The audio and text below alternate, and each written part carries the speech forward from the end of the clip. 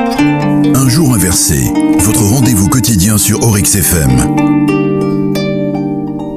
Bonjour à toutes et à tous, que cette journée de jeûne vous soit douce et apaisée. Avant de rompre le jeûne, plongeons ensemble dans la sagesse d'un verset. Aujourd'hui, nous allons explorer un aspect fondamental de nos actes de dévotion pendant ce mois béni, la sincérité et la pureté d'intention. Le verset que nous allons analyser provient de la sourate Al-Baqarah et ne fait pas l'aumône pour être vu des gens. Ce rappel divin nous invite à examiner l'intention derrière nos actions car la pureté du cœur est essentielle pour que nos actes soient acceptés par Allah. Pour discuter de ce sujet profond, nous avons le plaisir d'accueillir le Dr Shawqi Al-Azhar, professeur des études islamiques à l'Université du Qatar. Dr Shawqi Al-Azhar, bonjour. Bonjour Hajar.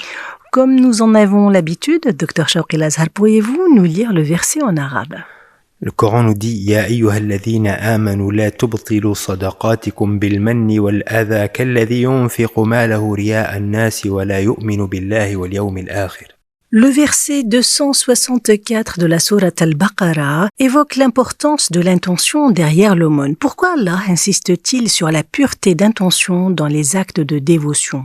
La pureté de l'intention dans les actes de dévotion et d'ailleurs dans toute action est centrale en islam parce que l'islam ne veut dire rien d'autre que le fait de se rendre à Dieu afin de se libérer de toute autre influence. Si on n'est pas soumis à Dieu du point de vue islamique, on est soumis au faux. On est soumis à ce qui va nous aliéner. Il n'y a pas de troisième possibilité. Il n'y a pas de possibilité du point de vue islamique de dire je ne me soumets ni à Dieu ni à rien d'autre, je suis libre. Ça n'existe pas parce que le fait de ne pas se rendre à Dieu du point de vue islamique, ça veut dire qu'on sera les esclaves de plein d'autres facteurs comme l'ego, comme la jalousie, comme la haine, comme l'appât du gain, comme l'amour du matériel, etc., etc. Donc tant d'éléments qui vont effectivement nous aliéner et nous éloigner de notre saine nature. Et donc être sincère dans ce qu'on fait, ça veut dire se rendre exclusivement à Dieu, faire les choses exclusivement pour Dieu de manière détachée de tout élément qui va à l'encontre de qui on est. Comme je l'ai dit, ces éléments-là peuvent être des éléments évidents, comme le fait de faire cela pour une fausse divinité, le fait de sacrifier, par exemple, d'égorger un animal pour une fausse divinité, mais ça peut être beaucoup plus subtil aussi. Ça peut être le fait qu'on fait quelque chose en croyant qu'on le fait de manière désintéressée, mais en vérité, on est poussé par des motivations obscures ou bien des motivations cachées comme l'ego, etc.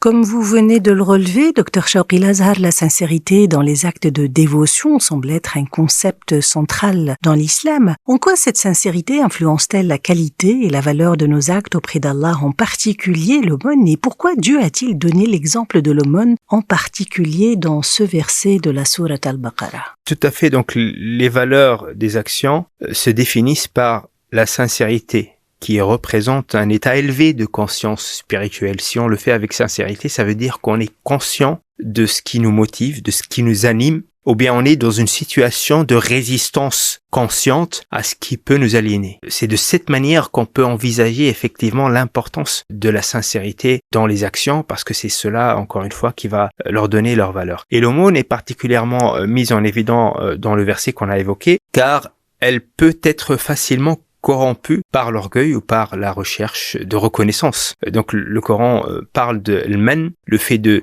donner et puis de rappeler à la personne à qui on a donné qu'elle a une faveur envers nous, ou bien l'adha, c'est de causer du tort aux bénéficiaires. Eh bien, Dieu nous enseigne que l'intention derrière l'acte est aussi importante que l'acte lui-même. Car au final, ces actions de rappeler aux personnes ce qu'on a fait pour elles, ou bien de se sentir que la personne est redevable envers nous, ça veut dire qu'il y a quelque part un problème dans l'intention. Ça veut dire que on n'a pas agi uniquement pour Dieu. Donc, en étant stimulé par notre nature profonde qui aspire à la générosité, mais en vérité, on est pollué par d'autres facteurs. On cherche de la reconnaissance, on cherche que cette personne nous montre de la gratitude ou on veut lui rappeler qu'elle est redevable envers nous. Et donc, effectivement, tout cela, ça peut porter atteinte à ce qu'on a fait. Ça vaut plus rien parce qu'au final, l'action ne vaut que par l'intention. Justement, Dr Shawqi Al-Azhar, comment pouvons-nous nous assurer que nos intentions restent pures à 100%, notamment dans un mois comme le mois béni de Ramadan, où les actes de dévotion sont multipliés?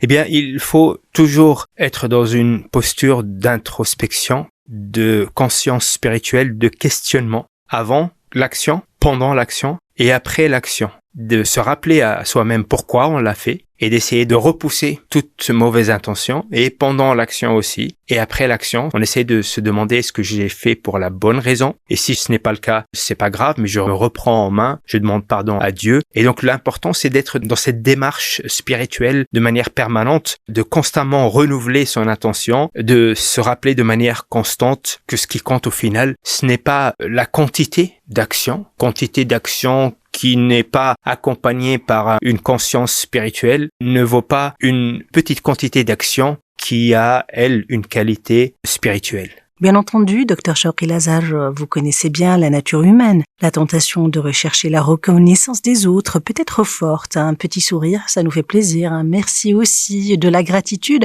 en particulier lors des bonnes actions visibles comme l'aumône. Comment l'islam nous aide-t-il à surmonter cette tentation et à préserver la sincérité de nos intentions ? Il faut bien sûr être dans un rappel de Dieu permanent, être conscient que Dieu nous regarde et connaît nos intentions. Il voit ce qu'on fait, mais il voit aussi pourquoi on le fait. Aussi, peut-être de manière plus pratique, essayer de faire les choses de manière plus discrète. Comme ça, on a plus de garanties qu'il s'est désintéressé, qu'on le fait pas pour autre que Dieu. Donc, essayer de privilégier des actes de dévotion secrets, comme l'aumône cachée, pour éviter effectivement l'ostentation et préserver l'intégrité de l'intention. Et ça vaut aussi pour les prières, par exemple, surérogatoires. D'ailleurs, le prophète sallallahu alayhi wa sallam nous encourage à prier les prières surérogatoires chez nous, de manière privée. Et aussi de se rappeler, de se concentrer sur la récompense de Dieu et l'objectif de cette action, en sachant que c'est la satisfaction de Dieu qui compte et que les gens ou bien les autres éléments pour lesquels on peut agir ne nous seront pas de grande utilité. Est-ce que le simple plaisir que nous ressentons en voyant le sourire de la personne à qui on a donné de l'aumône ou on a fait une bonne action envers elle, apprécier sa gratitude, est-ce que ceci va être rejeté par notre Créateur? Même si c'est un petit pourcentage, on le fait pour Dieu, mais ça nous fait plaisir. Écoutez, ça fait partie de la bonne intention de vouloir faire plaisir aux autres. Donc c'est sain. C'est-à-dire que l'important, c'est quelque chose qui correspond à notre saine nature. Dans notre saine nature, on aspire à la miséricorde, car Dieu est miséricordieux. On aspire à la générosité, car Dieu est généreux. Et on aspire bien sûr aussi au bien-être, à réaliser le bien-être des autres qui fait partie de la miséricorde. Donc si on est content pour le bien-être des autres, ça fait partie de la miséricorde et ça fait partie de l'intention sincère. Dr Shawki Lazar, professeur des études islamiques à l'Université du Qatar, merci pour ces éclaircissements précieux et rappelons-nous, chers amis, que la sincérité et la pureté d'intention sont des pierres angulaires dans notre quête spirituelle. Que ce soit dans l'aumône, la prière ou tout autre acte de dévotion, c'est avant tout l'intention qui confère de la valeur à notre acte. Comme le rappelle le verset de Surat Al-Baqarah, l'important n'est pas d'être vu des autres, mais d'agir uniquement pour plaire à Allah. Puisse ce Ramadan être un moment de purification intérieure où chacun d'entre nous renouvelle ses intentions et cherche sincèrement à se rapprocher d'Allah. Un jour inversé, une signification, une source d'inspiration. Tous les jours de la semaine, Dr Shawki Lazar, professeur des études islamiques à Qatar Université, au micro de Hajar Benchir, vous invite à un moment de réflexion autour d'un verset du Coran. Un jour inversé pour vivre pleinement l'esprit du Ramadan. Un jour inversé, c'est tous les jours avant l'appel à la prière du Maghreb sur Oryx FM.